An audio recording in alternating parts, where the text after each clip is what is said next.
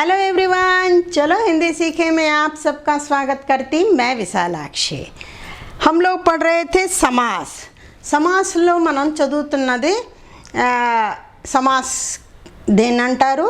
समास के कितने भेद होते हैं। आज हम समास के दूसरे भेद तत्पुरुष समास को पढ़ेंगे। దీని ముందర మనం అవ్యయీ భావ సమాస్ చదివాము। సమాస్ అంటే దానిలో రెండు కన్నా ఎక్కువ పదాలని కలుపుతామని చెప్పుకున్నాము। మొదటి పదం ముఖ్యమైన దాన్ని అవ్యయీ భావ సమాస్ అంటారు। రెండో పదం ఎక్కడైతే ముఖ్యం అవుతుందో దాన్ని तत्पुरुष समास अंटारू। दो पदों में जो उत्तर पद यानी बाद का पद जहाँ प्रधान होता है उसे हम तत्पुरुष समास कहते हैं। तो तत्पुरुष समास में उत्तर पद प्रधान होता है।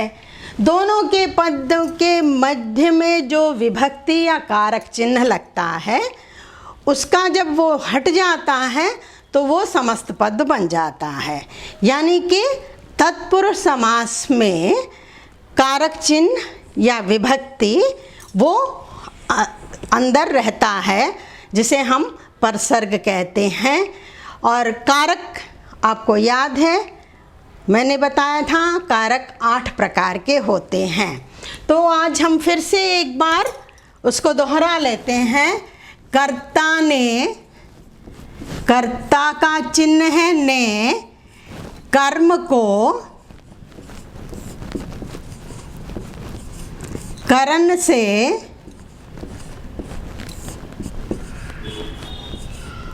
संप्रदान के लिए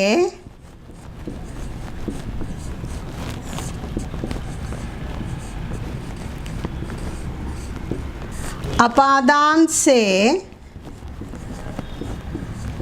यहाँ पर से सेपरेशन अलग होने वाला है। संबंध का के की रा रे री का के और की या रा रे री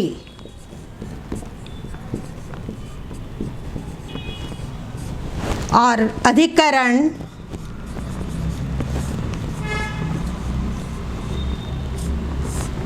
में पर संबोधन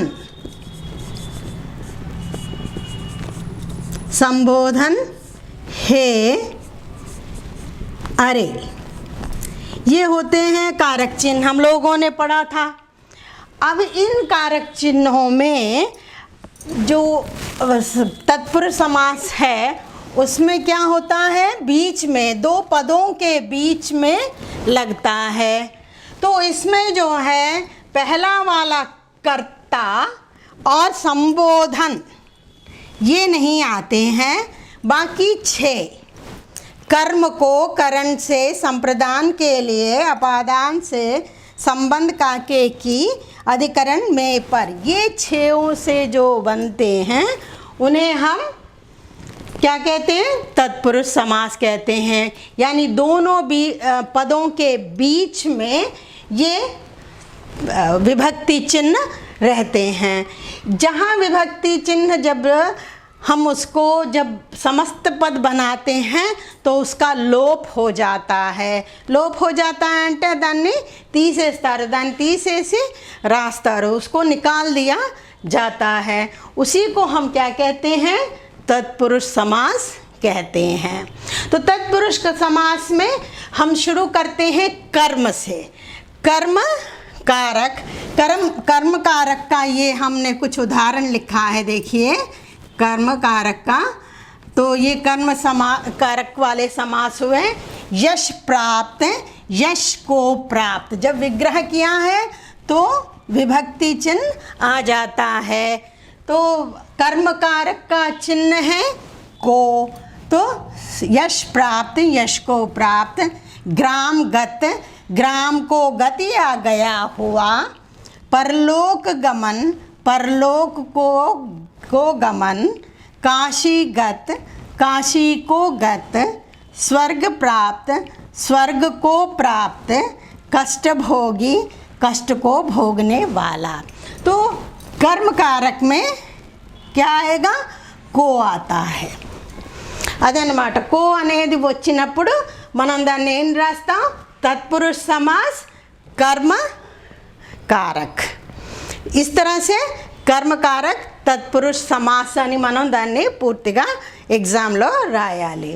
तो ఎగ్జామ్లో ఒక్కొక్కసారి ఆప్షనల్లో ఇచ్చినప్పుడు కూడా మనకి को इచ్చినప్పుడు ఏది तत्पुरुष समास में कौन सा भाग है कहेंगे तो हम उसको क्या लिखेंगे, कर्म कारक तत्पुरुष समास. वैसे ही करण कारक और संप्रदान, अपादान, संबंध और अधिकरण भी हम अभी पढ़ेंगे. अब देखिए करण तत्पुरुष. करण तत्पुरुष का चिन्ह है से. तो जो हेल्प करता है, हेल्प वाला से, साथ वाला. हस्त लिखित, हस्त से लिखित. तुलसी कृत, तुलसी द्वारा कृत या तुलसी से कृत, दोनों सही हैं. मन से माना, मन माना, मन से माना. रेखांकित, रेखा से अंकित. गुण युक्त, गुण से युक्त. हालांकि संप्रदान तत्पुरुष का चिन्ह है के लिए. के लिए तो के लिए है युद्ध भूमि, युद्ध के लिए भूमि. सत्याग्रह, सत्य के लिए आग्रह. राह खर्च, राह के लिए खर्च. పాఠశాల, పాఠ్ కే లియే శాల. దీనిలో నేను ఏంటంటే చాలా ముఖ్యమైనవి ఎక్కువగా అడుగుతున్నవే నేను ఎగ్జాంపుల్ లాగా మీకు ఇచ్చాను అన్నమాట. ऋणमुक्त, ऋणमुक्त ऋण से. अपदान का भी सिंबल क्या है, से है. విభక్తి చిహ్న ఏంటి, से है. ఈ से ఇదేంటి, वित्त है. तो ये क्या है, सेपरेशन वाला है, अलग करने वाला है. ठीक है. फ्रॉम, फ्रॉम जैसे हम लगाते हैं इंग्लिश में, ये इदेंटी सेपरेशन. ऋण से मुक्त అంటే ముక్త అయిపోయింది, अलग हो गया है. రోగ ముక్త, రోగ से ముక్త. అది దీనికి మనం కొంచెం ఒకసారి ఆలోచించి దాన్ని సరిగ్గా చదువుకొని దాన్ని అర్థం చేసుకుంటే वो समस्त पद करण तत्पुरुष है या अपादान है ये हमें पता चल जाएगा. बुद्धिहीन, बुद्धि से हीन. धनहीन, धन से हीन. देश निकाला, देश से निकाला. पथ भ्रष्ट, पथ से भ्रष्ट. అయితే మీకు ఈజీగా అర్థమైపోతుంది. ఏదైతే धन से हीन, धन नहीं है, धन से हीन, तो अलग जहाँ हो जाता है उसे हम अपादान तत्पुरुष कहते हैं. जहाँ किसी का साथ हो, जिसके साथ हो रहा है वहाँ पर हम उसको करण तत्पुरुष कहते हैं. उसी तरह संबंध तत्पुरुष. संबंध तत्पुरुष का चिन्ह क्या है, का के की. तो का के की, विद्यार्थी, विद्या का अर्थी. गंगा तट, गंगा का तट, सॉरी गंगा जल मैं लिख दी, वो भी है, गंगा जल भी है. वायु सेना, वायु की सेना. भारत रत्न, भारत का रत्न. देवालय, देव का आलय. भारतवासी, भारत का वासी. पराधीन, पर के अधीन. दीनानाथ, दीनों के नाथ. राजमाता, राजा की माता. काके की रूल अदे. पुल्लिंग है तो एक है तो का लगता है, अगर बहुवचन है तो के लगता है, स्त्रीलिंग है तो की लगता है. इसमें वही है का के की का. अब है अधिकरण, उसका विभक्ति चिन्ह है में और पर. में गृह प्रवेश, गृह में प्रवेश. ध्यान मग्न, ध्यान में मग्न. सिर दर्द, सिर में दर्द. ग्रामवास, ग्राम वे वास. आत्मविश्वास, आत्म पर विश्वास, स्वयं पर विश्वास. घुड़सवार, घोड़े पर सवार. आप बीती, आप पर बीती. जग बीती, जग पर बीती. ये हैं 6 तत्पुरुष समास. చేవు जो है बहुत ఇంపార్టెంట్ है, बहुत ఈజీ है, చాలా ఈజీ. 1-2 సార్లు మనం చదివితే ఈజీగా అది అర్థమైపోతుంది. बीच में जो दो ये होते हैं, जो 2 पद होते हैं, उनके बीच में విభక్తి చిహ్నాలు ఉండేవి తత్పురుష సమాస్ అని అంటారు. ఆ తత్పురుష సమాసంలో ఎప్పుడైతే మనం సమస్త పద్ చేస్తామో, సమస్త పద్ చేసినప్పుడు ఆ విభక్తి చిహ్నాల్ని తీసేసి దాన్ని జాయిన్ చేస్తారు. और जो विभक्ति चिन्ह होता है उसके नाम पर उस समास का नाम होता है.